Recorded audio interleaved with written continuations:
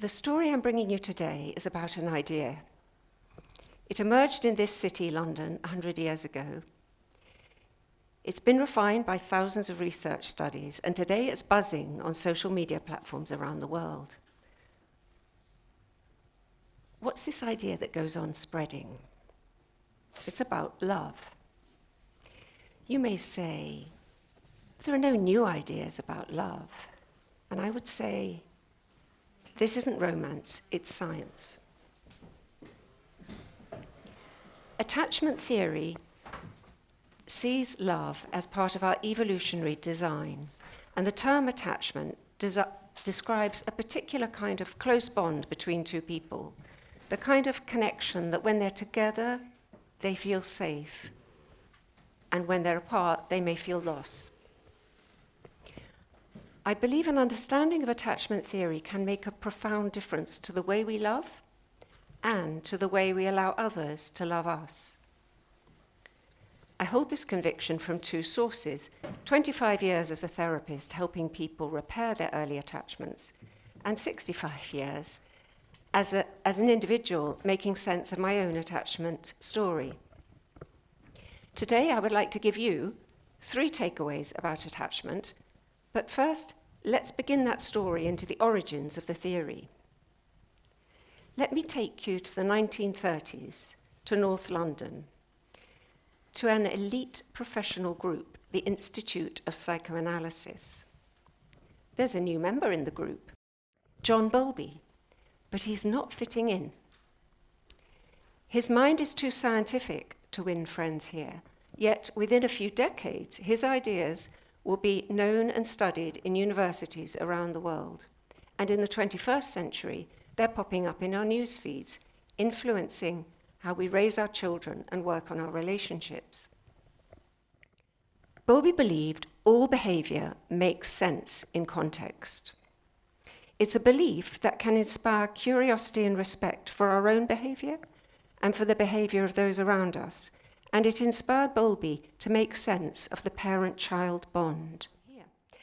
We're looking at an image from a 1930s experiment where a baby monkey has been taken from his real mother and placed in a cage.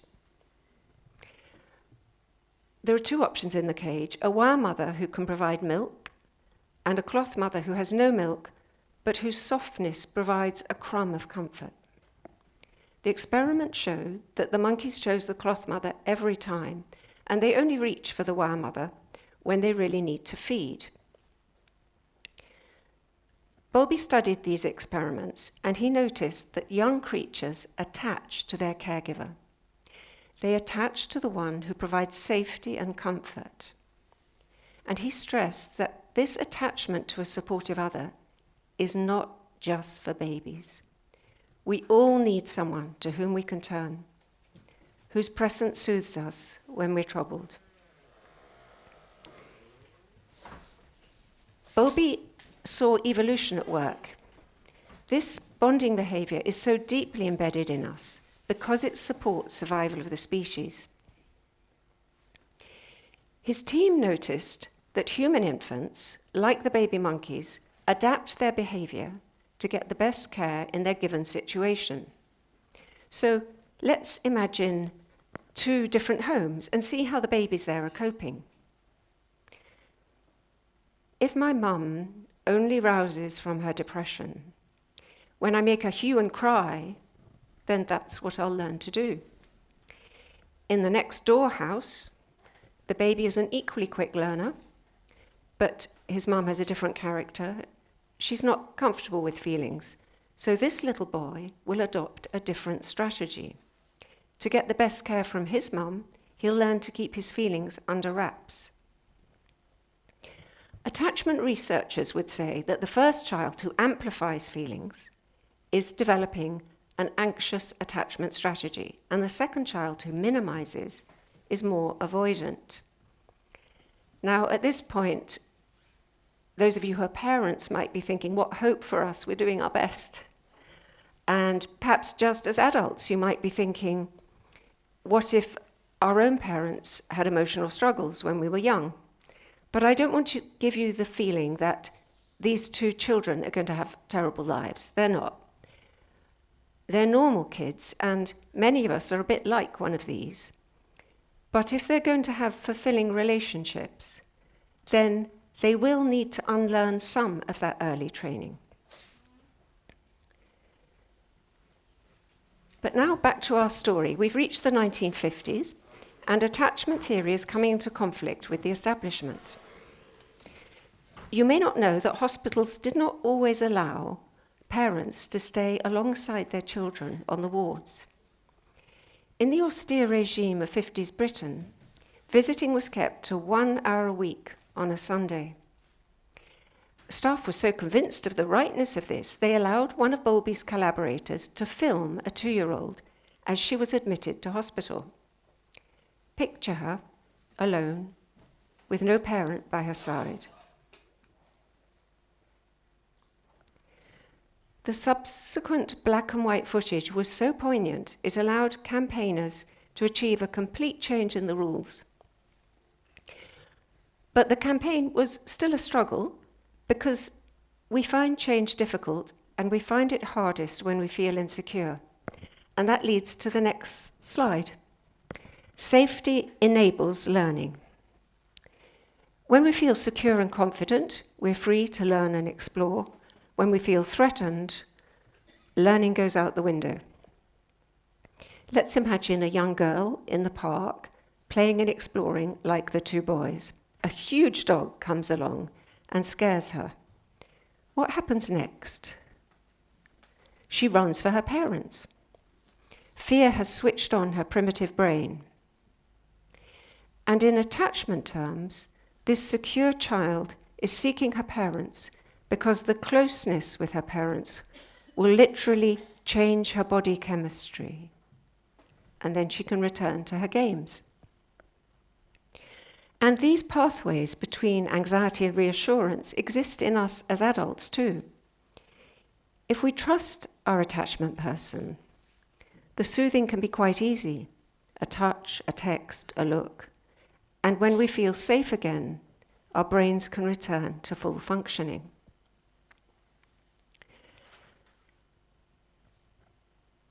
Now we've come to the current chapter in our story. And this chapter, I think if it was in a textbook, it might be entitled The Application of Attachment Theory to the Adult Couple Bond. So I don't know if there's any couples here, whether that you identify with that title, but let's see what's happening now in the world of attachment. John Bowlby always stressed that attachment was a need from cradle to grave. But his own focus was more on that parent-infant bond. Researchers who came after him studied the adult-adult bond, and they found the same key markers of attachment, which means that two people seek closeness when they need protection, and they protest when they're separated, whether that's the small separation that might happen in a disagreement or the ultimate separation of death. And just as with children, if the bond is secure, a secure bond in adults provides two key functions: a place of safety and a platform for growth, because safety enables learning. You remember the two groups who struggled to manage their feelings? The avoidant group who need to keep things under wraps, and the anxious group who want it out on the table. What happens if you put those two into a couple together? Some of you might know the answer to that.